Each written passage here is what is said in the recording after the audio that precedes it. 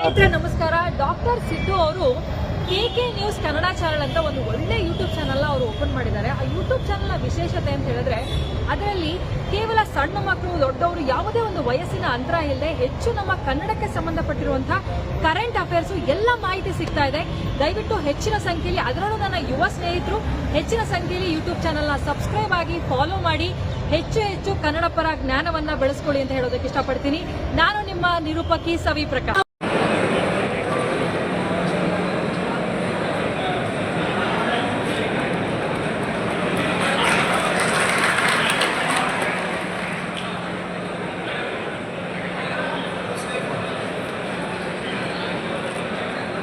ಈಗ ನಮ್ಮ ಜಿಲ್ಲೆಯ ಕಾಂಗ್ರೆಸ್ ಅಧ್ಯಕ್ಷರಾಗಿರ್ತಕ್ಕಂಥ MS ಲೋಣಿ ಅವರಿಂದ ಪ್ರಾಸ್ತಾವಿಕ ಭಾಷಣವನ್ನು ನಡೆಸಿಕೊಡಬೇಕಾಗಿ ವಿನಂತಿಸಿಕೊಡ್ತೇನೆ.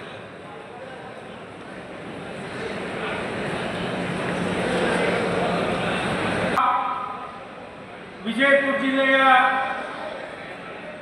ಹಿರಿಯ ಕಾಂಗ್ರೆಸ್ಸಿಗರು ಕರ್ನಾಟಕ ಮಹತ್ವದ ಒಂದು ಕಾರ್ಯಕ್ರಮ ಮಾಡ್ತಾ ಇದ್ದೀರಿ.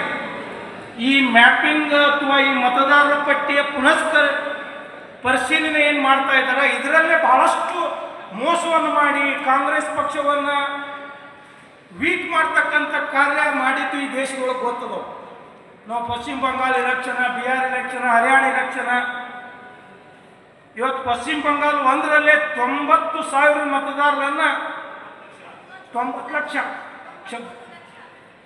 91 ಲಕ್ಷ ಮತದಾರರನ್ನು ಕೈ ಬಿಟ್ಟರು.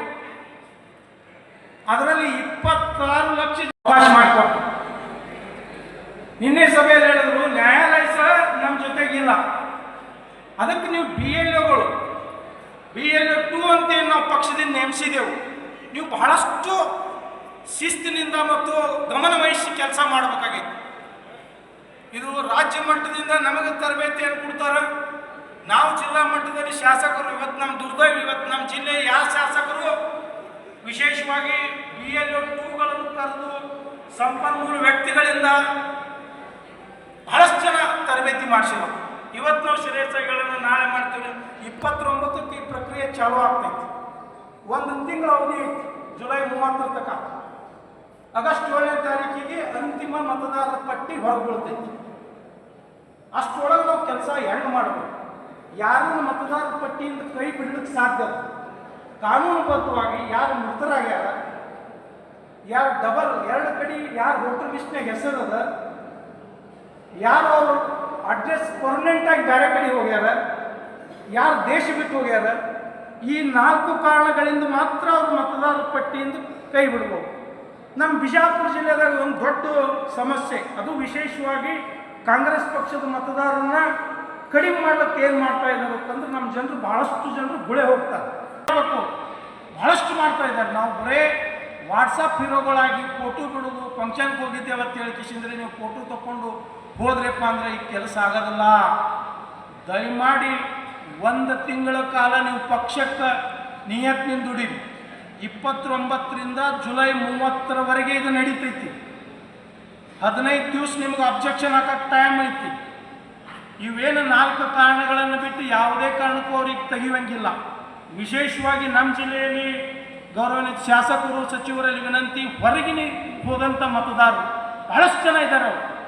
ಅವ್ರನ್ನ ಯಾವ ರೀತಿ ಕರೆಸ್ಬೇಕು, ಆ 3 ಬಾಕ್ಲ ಏನು ಬಂದಾಗಿರ್ತವೆ 3 ದಿನ ಅದನ್ನು ಬಿಟ್ಟು ಆ BL ಏನು ಅಧಿಕಾರಿಗಳು ಇರ್ತಾರಲ್ಲ, BL ಮಟ್ಟದ ಅಧಿಕಾರಿಗಳು, ಅವರು ಆ ಸ್ಥಳೀಯ ಗ್ರಾಮದಲ್ಲೇ ಇರ್ತಾರೆ, ಅವ್ರ ಆಫೀಸ್ ಮಾಡ್ಕೊಂಡಿರ್ತಾರೆ.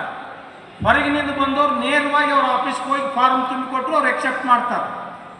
ಅದಕ್ಕೆ ದಯಮಾಡಿ ಇದು ಭಾಳ ಮಹತ್ವದ ಕಾರ್ಯಕ್ರಮ ಐತಿ. ನೀವು ಎಲ್ಲೇ ತರಬೇತಿ ಕರೀರಿ, ನಾವು ಬರ್ತೇವೆ, ನಮ್ಮ ಸಂಪನ್ಮೂಲ ವ್ಯಕ್ತಿಗಳೂ ಬರ್ತಾರೆ, ಮತ್ತು ಎಲ್ಲ ಶಾಸಕರು, ಎಲ್ಲ ವಿಧಾನ ಪರಿಷತ್ ಸದಸ್ಯರು, ಪಕ್ಷದ ಮುಖಂಡರು ಇದಕ್ಕೆ ಸಹಕಾರ ಕೊಡ್ತಾರ ಅಂತಕ್ಕಂಥ ವಿಷಯವನ್ನು ಹೇಳಿ, ಇವತ್ತು ಮಾನ್ಯ ಸಚಿವರು ನಿನ್ನೆ ದಿವಸನೇ ಬೆಂಗಳೂರಿಗೆ ಹೊರಡಬೇಕಾಗಿತ್ತು. ನಾವು ಅವ್ರ ಗಮನಕ್ಕೆ ಬಂದಾಗ ಇದು ಭಾಳ ಮಹತ್ವದ ಕೆಲಸ ಐತಿ, ನಾನು ಊರಿಗೆ ಹೋಗೋದೇ 1 ದಿವಸ ಮುಂದೆ ಹಾಕ್ತೀನಿ, ನೀವು ಇದನ್ನು ಕಾರ್ಯಕ್ರಮ ಇಟ್ಕೊಡ್ರಿ, ಎಲ್ಲರಿಗೆ ತರಬೇತಿಯನ್ನು ಕೊಡ್ರಿ ಅಂತಕ್ಕಂಥದ್ದು ಮಾತನ್ನು ಹೇಳಿದಾಗ ನಾವು ಇವತ್ತು PR ಸುದರ್ಶನ್ ಅವ್ರನ್ನ ಇವತ್ತೇನಿದು SIR ಕಮಿಟಿ ರಾಜ್ಯ ಮಟ್ಟದೊಳಗೆ ಅಧ್ಯಕ್ಷರಾಗಿದ್ದಾರೆ, ಅವರನ್ನ ಮತ್ತು ನಾವು ಬೇಲ್ಮರು ಸಾಹೇಬ್ರನ್ನ ಕರೆದಾಗ ಇವತ್ತು KPCCಯಲ್ಲಿಯೂ ಸಹ ಪ್ರತಿ ಮತಕ್ಷೇತ್ರದಿಂದ 3 ಮಂದಿಗೆ ತರಬೇತಿ ಕೊಡ್ತಕ್ಕಂಥದ್ದು ಐತಿ, 3 ಜನರಿಗೆ. ಆ ಕಾರ್ಯಕ್ರಮಕ್ಕೂ ಭಾಳಷ್ಟು ಜನ ಹೋಗಿದ್ದಾರೆ. ಇಲ್ಲಿ ಉಳಿದವರೆಲ್ಲ ಬಂದಿದ್ದಾರೆ. ನೀವೆಲ್ಲರೂ ಇಲ್ಲಿ ವೇದಿಕೆ ಮೇಲೆ ಇರ್ತಕ್ಕಂಥ ಗಣ್ಯರು ತಮ್ಮ ಮಾತು ಹೇಳೋದು ಬಳಕು ನಿಮ್ಮ ಏನ್ರಿ ಪ್ರಶ್ನೆಗಳಿದ್ರ ಶ್ರೀಯುತ ಬೇವಿನ ಮರದ ಸಾಹೇಬ್ರು ಹೇಳಿದ್ದಾರೆ, ಪ್ರತಿಯೊಂದಕ್ಕೂ ನಾನು ಉತ್ತರ ಕೊಡ್ತೀನಿ. ಅವು ಏನು ಅವರಿಗೆ ತಿಳಿದಿಲ್ಲ ಅದನ್ನು ತಿಳಿಸಿ ಹೇಳಿಕೆಸಿಂದ್ರೆ ಇದೊಂದು ಯಶಸ್ವಿ ತರಬೇತಿ ಕಾರ್ಯಕ್ರಮ ಮಾಡೋಣ ಅಂತ ಹೇಳಿದ್ದಾರೆ. ನೀವು ಶಾಂತ ರೀತಿಯಿಂದ ಇದೆಲ್ಲ ಕಾರ್ಯಕ್ರಮ ಮುಗಿಯುವವರೆಗೆ ಉಳಿಬೇಕು. ಭಾಳ ಮಂದಿ ಏನು ಮಾಡ್ತೀರಪ್ಪ ಅಂದ್ರೆ ಸಾಹೇಬ್ರು ಹೋಗ್ತಕ್ಕ ಇರ್ತೀರಿ, ಸಾಹೇಬ್ರು ಕೆಲಸಕ್ಕೆ ಹೇಳಿದ್ರೆ ಹೋದ್ರಪ್ಪ ಅವ್ರ ಬೆನ್ನ ಹೋಗ್ತೀರಿ.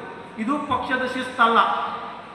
ನೀವೆಲ್ಲರೂ ಇಲ್ಲಿ ಉಳಿದು ಇವತ್ತು ಅಷ್ಟು ಕೆಲಸ ಇದ್ರು ಇವತ್ತೇನು ಬೇವಿನ ಮರದ ಸಾಹೇಬರು ನಮ್ಮ ವಿನಂತಿ ಮೇರೆಗೆ ಬಂದಿದ್ದ ಸಚಿವರು ಬಹಳ ವಿವರವಾಗಿ ಹೇಳ್ತಾರೆ. ನನಗೆ ಇದು ಮಾತ್ರ ಬಹಳ ಮುಖ್ಯ ಆಗುತ್ತೆ.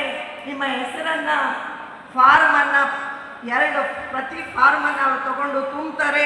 ನೀವು ಇದನ್ನು ಒಂದು ಜೆರಾಕ್ಸನ್ನು ತಮ್ಮ ಹತ್ರ ಇಟ್ಕೊಳ್ಳೇಬೇಕಾಗತ್ತೆ. ಆಮೇಲೆ ಎಲ್ಲೆಲ್ಲೋ ಮನೆ ಇರ್ತವೆ, ಈಗ ಎಕ್ಸಾಂಪಲ್ ಎಲ್ಲೋ ಹೊಲದಲ್ಲಿ ಮನೆ ಇರ್ತವೆ, ಆಮೇಲೆ ಎಲ್ಲೋ ಅವ್ರದ್ದು ಯಾರೂ ಇಲ್ಲ ಅಂದಾಗ ತಾವು ಅವರ ಅಣ್ಣ ತಮ್ಮ ಸ್ಥಾನದಲ್ಲಿ ಇದ್ದುಬಿಟ್ಟು ಸಿಗ್ನೇಚರ್ ಮಾಡಿ ಎಲ್ಲನೂ ಅವರಿಗೆ ಫಾರ್ಮ್ ತುಂಬಿಸಿ ಒಂದು ಕಾಪಿಯನ್ನು ಅವ್ರಿಗೆ ಮುಟ್ಟುವ ಹಾಗೆ ತಾವು ಅವ್ರಿಗೆ ಫೋಟೋವನ್ನು ಇಟ್ಕೊಂಡು ನಾಡು ಪ್ರದೇಶದ ಅಧ್ಯಕ್ಷರಾದ ಬೇವಿನ ಮರ ಅವರೇ ಹಾಗೂ ವೇದಿಕೆ ಮೇಲಿರುವ ಎಲ್ಲ ಗಣ್ಯ ವ್ಯಕ್ತಿಗಳೇ ಹಾಗೂ ಬ್ಲಾಕ್ ಕಾಂಗ್ರೆಸ್ಸಿನ ಅಧ್ಯಕ್ಷರೇ, ಮಹಿಳಾ ಕಾಂಗ್ರೆಸ್ಸಿನ ಪದಾಧಿಕಾರಿಗಳೇ, ಅಧ್ಯಕ್ಷರೇ ಮತ್ತು ಎಲ್ಲ ಬೂತ್ ಲೆವೆಲ್ ಏಜೆಂಟ್ರುಗಳೇ, ಇವತ್ತಿನ ದಿನ ನಮಗೆಲ್ಲರಿಗೂ ಸ್ವಾತಂತ್ರ್ಯ ಸಿಕ್ಕಾಗ ಹೇಗೆ ಮತದಾನದ ಹಕ್ಕು ಸಿಕ್ತು, ಆ ಮತದಾನದ ಹಕ್ಕನ್ನು ಮತ್ತೆ ನಾವು ಪಡಿಬೇಕಾದ ಪರಿಸ್ಥಿತಿ ಬಂದಿದೆ. ಇವತ್ತು ಆ ಮತದಾನದ ಹಕ್ಕನ್ನು ನಾವು ಈಗೇನು 1 ತಿಂಗಳಲ್ಲಿ ನಾವು ಉಳಿಸ್ಕೊಳ್ದೇ ಇದ್ದರೆ ಮುಂದಿನ ದಿನ ನಮಗೆ ಆ ಹಕ್ಕದಿಂದ ವಂಚಿತರಾಗ್ತೇವೆ. ಅದಕ್ಕಾಗಿ ಈ ಒಂದು ಸಮಾವೇಶ, ಈ ಒಂದು ಸಭೆ ಬಹಳ ಮಹತ್ವವಾಗಿದೆ. ನಾನು 2 ಉದಾಹರಣೆ ಹೇಳ್ತೇನೆ. ಯಾಕೆ ಹಿಂದಿನ ಕೆಲವೊಂದು ರಾಜ್ಯಗಳಲ್ಲಿ ಇದರ ಬಗ್ಗೆ ಬಹಳ ತಾತ್ಸಾರ ವಹಿಸುವುದರಿಂದ ಆ ರಾಜ್ಯಗಳು ಇವತ್ತು ಸೋಲನ್ನು ಉಂಟು ಮಾಡಿದ್ದಾವೆ. ಈಗಾಗಲೇ ನಮ್ಮ ಜಿಲ್ಲಾಧ್ಯಕ್ಷರು ಹೇಳಿದರು, West Bengal is a first example. 91 lakh ಮತದಾರರನ್ನು ಡಿಲೀಟ್ ಮಾಡಿದರು. ಅದರಿಂದ ಅವರು ಸುಮಾರು 89 ಸೀಟ್ಗಳನ್ನು ಕಳಿಬೇಕಾಗಿತ್ತು. ಹಾಗಾಗಿ 20% ವೋಟ್ಗಳನ್ನು ಅವರು ಕಡಿಮೆ ಆಗಿದ್ದರಿಂದ ಇಡೀ ವೆಸ್ಟ್ ಬೆಂಗಾಲಿನ ಮತದ ಏನು ಕೊಲ್ಯಾಪ್ಸ್ ಆಗಿ ಅಲ್ಲಿ ಸೋಲು ಉಣಬೇಕಾಗಿತ್ತು. ಅದೇ ರೀತಿಯಾಗಿ ಬಿಹಾರಲ್ಲೂ ಕೂಡ ನಾವು ನೋಡಿದರೆ 65 ಲಕ್ಷ ಮತದಾರರನ್ನು ಡಿಲೀಟ್ ಮಾಡಿದರು. ಅದರಿಂದ ಕೂಡ ಅಲ್ಲಿ ಸುಮಾರು 23% ಆಫ್ ವೋಟನ್ನು ನಾವು ಕಳ್ಕೊಳ್ಬೇಕಾಯಿತು. ಹಾಗಾಗಿ ಅಲ್ಲೂ ಕೂಡ ಆ ಪಕ್ಷ ಏನು ನಮ್ಮ ಜಿಲ್ಲೆಯ ಒಂದು ಈ SIR ಸಲುವಾಗಿ ಉಸ್ತುವಾರಿಗಳಾದಂಥ ಮಾಜಿ ವಿಧಾನ ಪರಿಷತ್ ಸದಸ್ಯರು, ಗಡಿನಿ ನಾಡಿನ ಅಧ್ಯಕ್ಷರಾಗಿರುವಂಥ ಸೋಮಣ್ಣ, ಈ